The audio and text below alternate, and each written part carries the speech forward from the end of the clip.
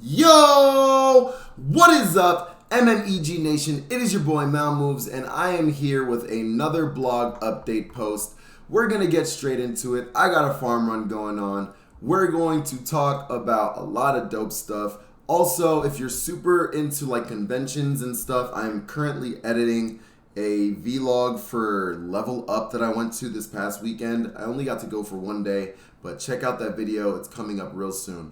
But it's super exciting. Today is currently February 21st. It is a Tuesday, and they just updated Bounty Hunter, and it's coming back. And it's coming back with a twist. And yeah, we're just going to get straight into it. I'm doing a farming run. Hopefully we could get the farming pet. It would be amazing to get Tango Root right now, but let's just start reading. For too long, scapers have hunted each other in the wilderness simply for loot, for fun, or for glory. It's high time to hunt your fellow players for a most noble of reasons. Sport. Bounty Hunter is back. If you caught 2022's Winter Summit, this won't come as a shock to you. If you missed said summit, then surprise. Quick reminder. Bounty Hunter is a fast-paced PvP minigame that pits you against other players with similar combat levels and comparative wealth at stake. Step into the combat zone where you'll be assigned your bounty, then hunt down your fellow player, successfully eliminating your mark axe like any other PvP kill. You'll get an item they weren't protecting, plus additional awards for dispatching them within the minigame. So, I'm not even gonna lie. Even though Bounty Hunter was introduced as kind of like a point turn-in system, I never thought of it as a minigame. So that's really cool that they're like, boom, it's a minigame. Yo, what's up? Minigame. And I feel like that's going to separate a little bit of things when it comes to like how PvP is approached in the eyes of a lot of players, and I'm pretty excited for that. But we're gonna keep reading. Today we want to bring up to speed on our plans and bring back this beloved minigame and ask for your input. If you've got a moment, we'd love for you to read through the blog and then check out the survey at the end, which I already filled out. This first round of community consultation means that we come back as refined design that we are confident you'll love before setting to work and bringing it to life. So the only call, like if I had to have a gripe, is we were announced that we were going to be having Bounty Hunter during the spring, and it's currently ready almost, if not spring. So it's like, hopefully these questions and polls, they already have a majority of it, because we already agreed we wanted this. Like, this is 100% wanted. So it's like, hopefully these are fast-paced moving things, and it's not going to take past like April, you know? That would be really nice. Moving forward. Let's start by outlining what we like to call our design pillars. Here's what we want to do. So, let's see. Recapture, revitalize, edge-style PvP. Edge-style PvP is a sort of PvP you'll have seen previous iterations of Bounty Hunter or ones that spring to the mind when you think of the good old days of people whacking each other without a care. In short, this is honor PvP, plain, simple, and fast-paced. As opposed to no honor, or NH for short, PvP, where all bets are off and you're welcome to use Overhead's telebox, bind spells, and other tools at your disposal to make sure securing your kills happens. You know, getting the kills. Quick matchmaking, allowing players to assign targets with similar combat levels. Exactly what it is on the tin. Bounty Hunter is all about finding reliable fights with people who have similar combat capabilities and where you stand to gain just as much as you're being risked. So they're going to make it like Edge-style PKing, except it's going to be a minigame. We like this. None of these things sound bad, you know. Unique and attractive rewards. To spice things up, make you feel like your time is well spent. This one is on you. We'll have a good deal of back and forth with you in order to nail these down. For many PvP-minded players, Bounty Hunter was actively that helped them find their feet to get stuck into PvP. It focused more heavily on simpler type of fighting than what you might have seen in minigames like Last Standing, where an NH tri-bidding and outlasting your opponent takes the center. We want to recapture that feeling and approach that brought so many people to their early iterations of Bounty Hunter.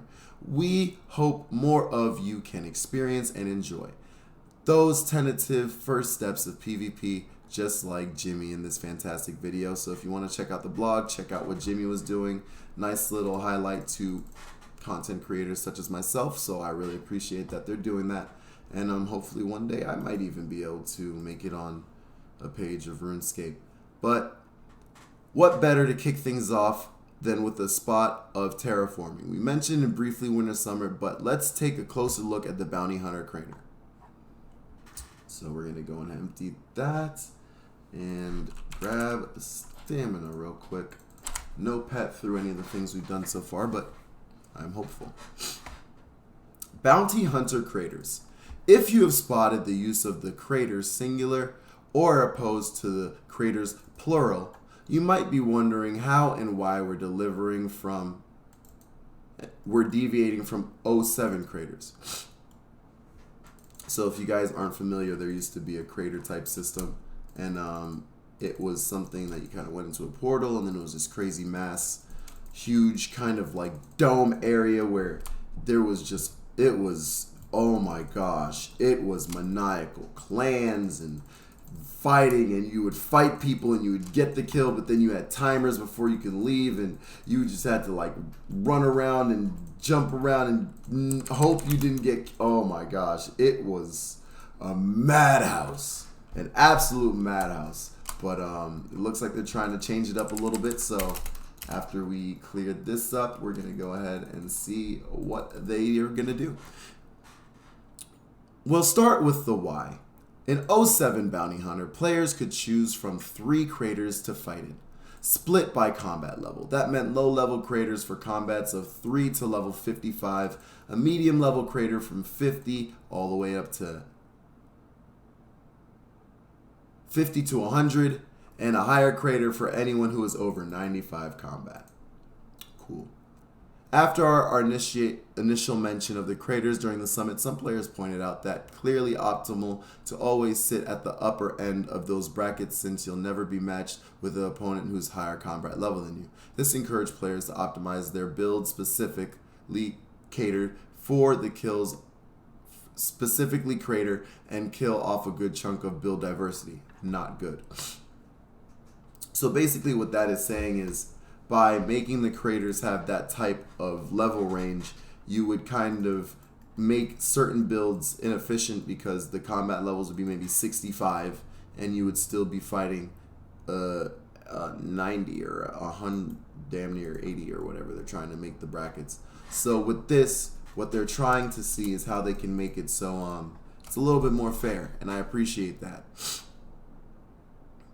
Now, one of the advantages of a dedicated area for bounty hunters such as a crater allows us to do is have a little more control over what goes on in there without risking to impact the wilderness at large. So in their response, they feel like by having a crater, some sort of encased system, they are better able to manage the wilderness in what the wilderness is, while still allowing PvP to have a healthy form of space, which I can agree and disagree. I do appreciate the wilderness mechanic skull, just the old school type of vibes. But at the end of the day, it really does have to be progressive in order to stay alive. So let's keep reading and see what they're trying to do. With that in mind, we'd like to propose something a little different that we feel ties in our goal of recapturing Ed-style PvP while balancing a handful of rules on the combat crater to make sure you fight honorably. Which is pretty healthy, because at the end of the day, people can agree to one thing and then, just do whatever they want. So let's see what they're trying to do. While none of this set is in stone, we want to hear your thoughts on the following restrictions within Bounty Hunter Crater. No bind spells, so entangles, ice barrage, no protection prayers, and no teleblock usage. No teleporting instead of requiring players to make their Wait to the safe zone to leave the combat. More on this in a moment. I am not 100% sure about the teleporting thing, because maybe you want to teleport to your house after you just killed someone. Maybe, you know, like, you gotta run. I mean, like, I remember you used to run to the edge safe zone, which is a thing, but you could also just teleport out. Like, that was a thing. So, I mean, we'll see. The aim of this is to effectively make sure people are fighting honorably, keeping things quick, simple, while minimizing the chances you get cut off guard by a tele-blocking tangle Gmol spec out of nowhere while looting your first ever kill. That I respect. I really hate. You know, like, people should be allowed to loot, how long ever it is they loot. It might be the case that the layout itself is enough to intensify edge style PKing, and you rather us just stick to the absolute basics. Let us know, which I do enjoy the basics. We are happy to explore a separate no honor crater if it looks like there's a high demand for it, and having separation is dope as long as the player base is actively using it so it doesn't, you know, separate it and make it dead content.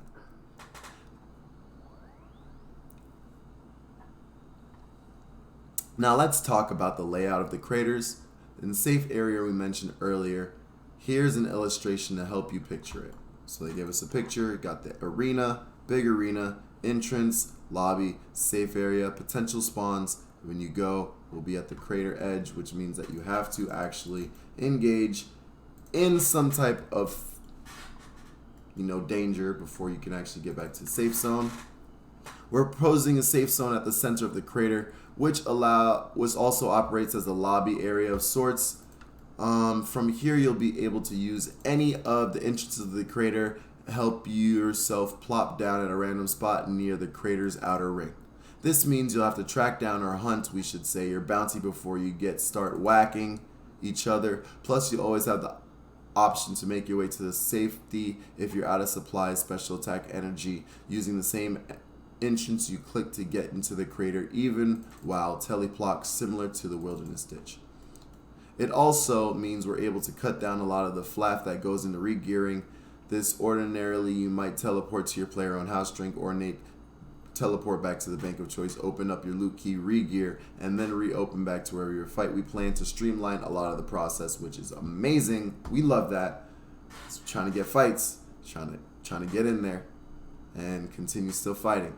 The lobby area, we would like this to include a bank, a chest for your loot keys, NPCs to introduce you to Bounty Hunter, allow you access into any reward shop we include.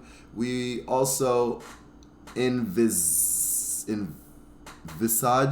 a stat recovery pool similar to the one in 4X so you can top up quickly in between fights.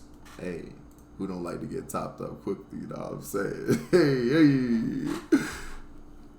Additionally, while not exactly a core feature, some people just like some entertaining background antics while bike standing, just like casting High Alchemy at the top of Castle Wars. Why not make potions you've been procrastinating over weeks and relaxing as the carnage unfolds around you? I really like that idea as well, because at the end of the day, some people just like to see the world burn around them, and that's dope. Boom! Sculling. I read this one. I don't know how I feel about it. I can give some thoughts and opinions, but overall, let's get this part read first. At present, entering the wilderness on a target world automatically gives you a skull, meaning you'll be able to protect one item if you're above 25 prayer. Conversely, some of the account builds that players have mostly enjoyed using in the past, so-called unskulled builds, where the expectation is that they're allowed to fight person without sculling up, since they often build their accounts in a way that prevents them from using protect item prayers. There's a couple of options here that could make sense. One option, everybody inside the Bounty Hunter crater is skulled, all else above, the option is easy. Everybody knows exactly what they're getting in for. Anything you're not able to protect via protect item will be lost. On the other hand, having to buy return sets or stock up in advance, as well as potential of being overwhelmed and forgetting your protect prayer might be off-putting for newer PvPers.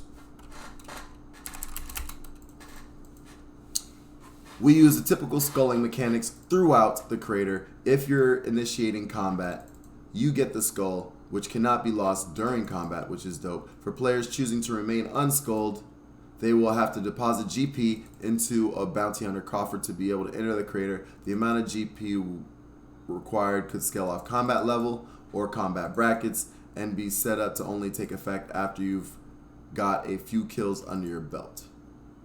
This topic that we especially grateful to hear from all of you, so that we're confident that we make a choice that feels right for the content. If your feedback and survey results suggest a clear favorite, then we'll be able to come back and start talking about specifics such as unskulled coffer costs. Be sure to let us know. So we're going to be getting blog posts, I hope, here pretty consistently and quick throughout the spring. And your thoughts, our thoughts are really important. So don't feel like you shouldn't say anything. Go out there, let them know how you feel, really voice your opinions. I have a couple of concepts and ideas. Personally, I don't think that if you're going into the wilderness, you should be able to just sit there unskulled. If you're afraid to lose what you're afraid to lose, get better at PKing until the risk rewards for your deaths match. You know, Panic doesn't go out there with one bill and complain when he dies. He thinks he's a good enough player that if he goes out there, he's not going to die, and if it happens, he goes out there and gets it again. Like, I grind all my gold, you know, like, you grind your gold. If you don't want to risk it, then don't risk it. But I just lost a suffering yesterday. I sold off my Trova parchments and bought a new one. You know, like, you got to be able to know what you're risking, and the fact of the matter is, this is an easy escape, so it is what it is. But that's my thoughts. So hopefully Bounty Hunters has some type of equal mechanics where everyone's happy. But personally, you come in there, if you die, you lose what you do. You know, like, just lose. You know, that's just how it is. You know, protect item, don't get smited. Now let's go to matchmaking. Now you're ready to hunt. You need a target. By default, your target will be within 5 combat of your own. The entirety of the crater acts the same, allowing for unrestricted combat within 5 levels if someone decides to go if someone's gonna decide to go roam. On the other hand, if you're happy to cast a wider net, then we could have the option to increase your matchmaking range to +10 and further to +15, similar to the PvP worlds, which is already in fact. So I don't think that there's a negative to allowing people to have a wider range of target brackets if they want to be, you know, like a BAMF like that. I think +5 is good. I never really wanted to fight a 98. I've fought 98s. I don't like it. So, you know, +5, mandatory, that's good enough. You know, +3 is 9 levels in any skill. I think that's fair enough as well. But for people, I feel like a nice variety in range to allow for more fights would be helpful and healthy. So +5 is a good start. For those of you playing the newest bingo, get your cards ready. If mentioning the engine, since the last iteration of Bounty Hunter, Old School's game engine has come a long way. Ahead of its return, we'd like to effectively allow matchmaking to remember your last targets.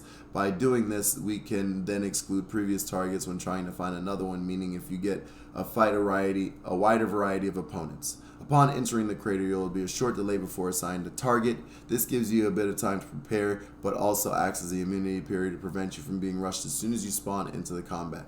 You won't be able to receive a target while in the lobby area, meaning you'll need to make sure you're ready for anything before stepping in. That's dope.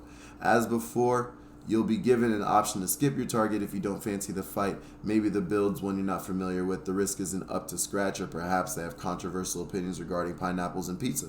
Hey, pineapples belong on pizza. Always. Whatever the reason, just click the skip and the UI or log out. If you spend more than 2 minutes outside the crater combat, you also skip your target. However, re-entering the carpet before those 2 minutes are up will add a little bit of extra time. So this is so that you're able to re-gear and try again if you're up against somebody you enjoy fighting. If you skip too many targets within a short time, you'll receive a penalty. We don't have the exact numbers for these thresholds yet. It's something we'd love to hear from the community. Another community polled thing that they're interested in. I love that. Player skips 3 targets within a 30-minute window. The player is then unable to receive a new target for 30 minutes, forcing them to go rogue or wait it out. Or on the next one, they receive a reduced bounty hunter reward, no album, reduced hunter points. We want to balance and give people a good bit of freedom if they're looking for a certain type of fight, but not give them the freedom to actively get a certain player as their target. If you have any suggestions for tweaks that we could help combat with, again, let them know. So get in there. I'm telling y'all now, this is our voice. This is the time. PvPers unite. Let's get the best thing for us. Now going rogue sounds as pretty obvious as it is, but let's get into it. If you're going rogue, while there is honor among thieves, bounty hunters alike, some people just want to watch the world burn. If that's chaos you're after, you can always go rogue. Now, what does going rogue entail? As a rogue player who attacks another player inside the crater who is not your target, of course, this is a sort of reprobate behavior, has consequences. If you choose to go rogue, you'll still be able to get your regular PvP loot from someone you killed, but you won't be able to be eligible for any of the bounty hunter rewards. You'll also be given a fancy new skull that lets players know to keep their wits about them in the area. I like the fancy new skull. I'm not 100% sure that they should be restricted from getting bounty hunter emblems and stuff. I feel like participating in the minigame is dope, but if you have a saturated PvP area where you get to kill people, I feel like if they have a bounty hunter emblem, they should be able to get it. If maybe at a reduced experience, like rate of drop rate, maybe they'll also produce an emblem, but completely taking it away. I mean, like, you're in the bounty hunter crater. Like, you shouldn't have to just wait for targets. You shouldn't be matchmaked with someone if you see someone that you want to drop. Like, that doesn't make as much sense. So, my opinion on that, we'll see what they do. That's just my opinion. The emblem system is probably one of the most memorable components of the bounty hunter gone by. It is a way to encourage players to go for kill streaks and give additional rewards. Ruthlessly efficient killers who never let their HP go down to 0. I used to get them 10s, boy, let me tell you. The value of the emblems depends on the rewards available, but before we get to those, we'd like to figure out the core system, which what best works. We've got 2 ideas for how these mysterious objects could work, and we'll outline them below, but if you think you have a better way, we are in all ears. The single emblem approach effectively rewards you with bonus points for killing emblems holders, lets you build up your streak, and hopefully cash them in on your own tier 10 for your own bonus points too.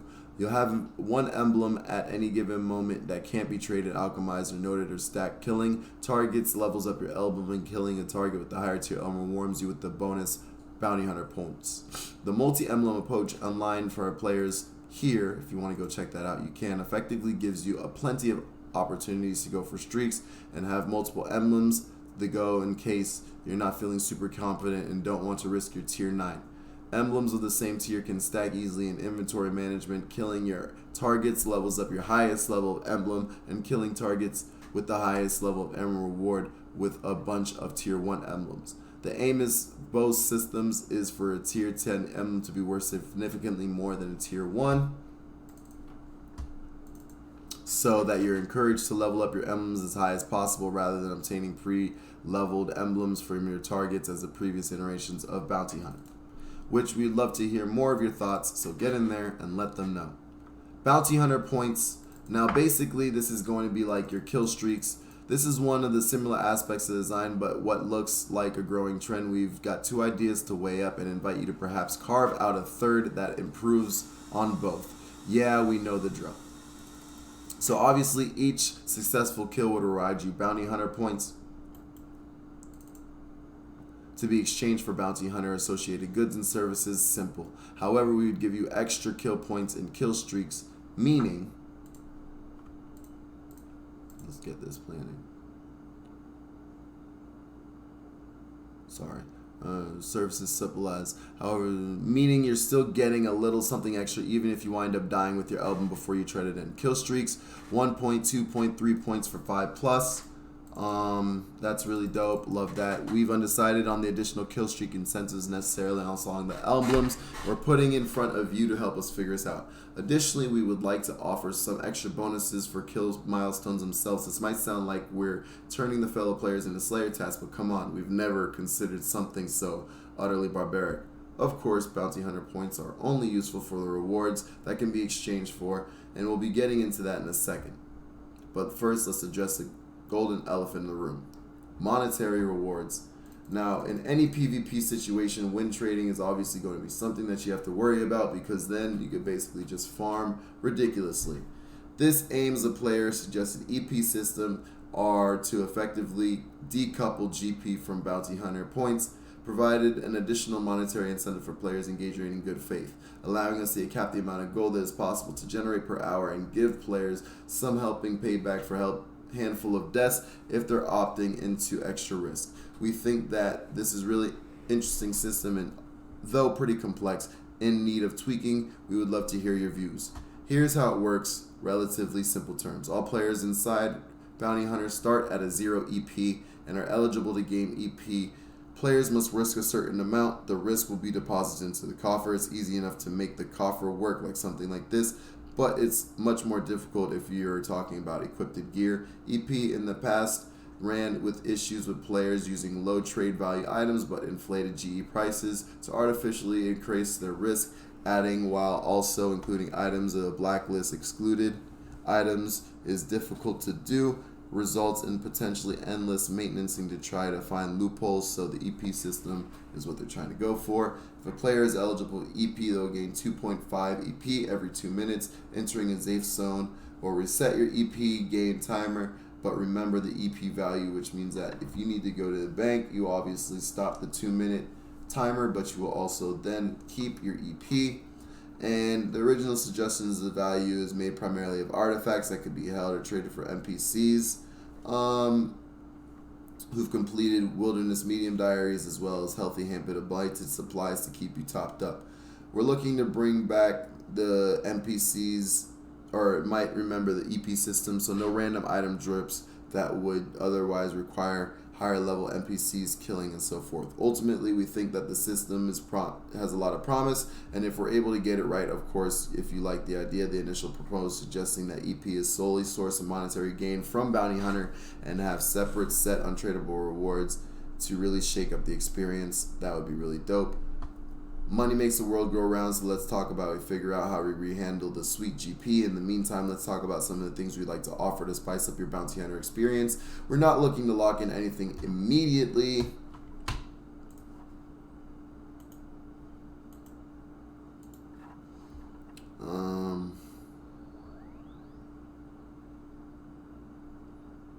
But if you caught up, so you can look forward to a separate blog dedicated to rewards. Now, if you're inspired or creative to hear the suggestions, if you caught up with last week's Desert Treasure, we included a few bit of guided wisdom in for making a peach. To sum up these, we think it would be cool, but don't get bogged down on specific itself, to create juices flowing, and we'll share some ideas we suggested.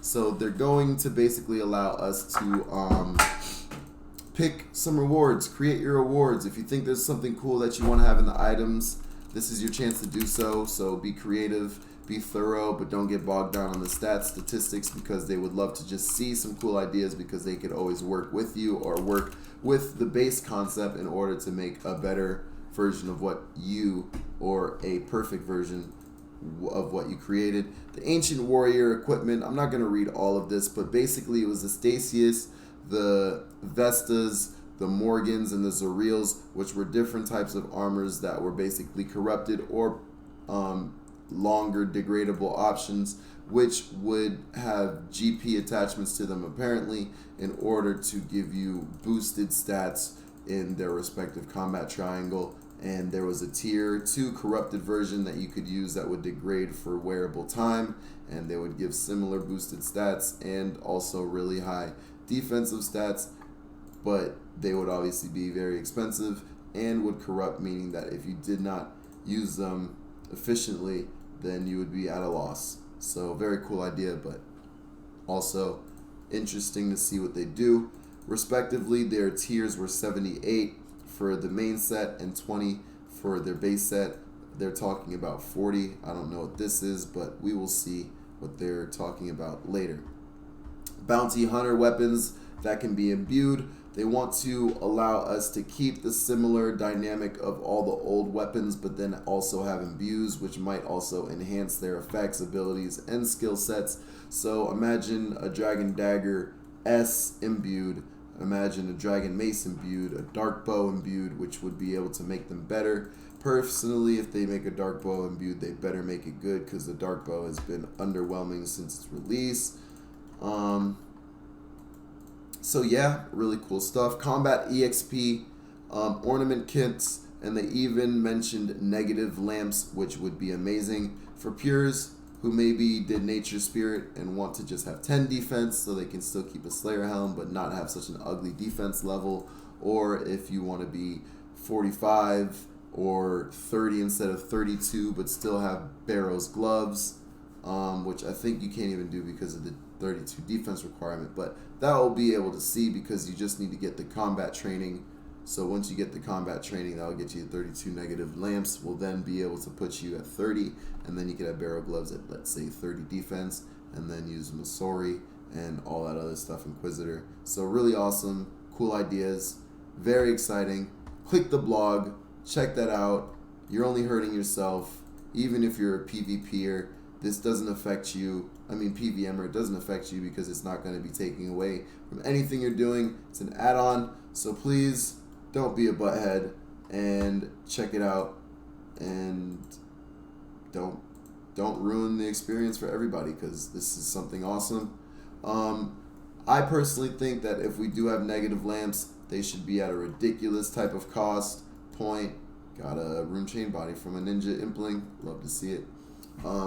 It would be really nice to do negative lamps at like a mass amount of bounty hunter points as well as a GP sync, so another gold sync to be able to reduce it for people who are just like effectively perfectionists and want that unique account build specifically for how they want to play. I feel like there's nothing wrong with that, especially with them repolling so many other things and it only missing by 5%, 4%. I feel like 4% is not the whole community, so we would love to see how that goes.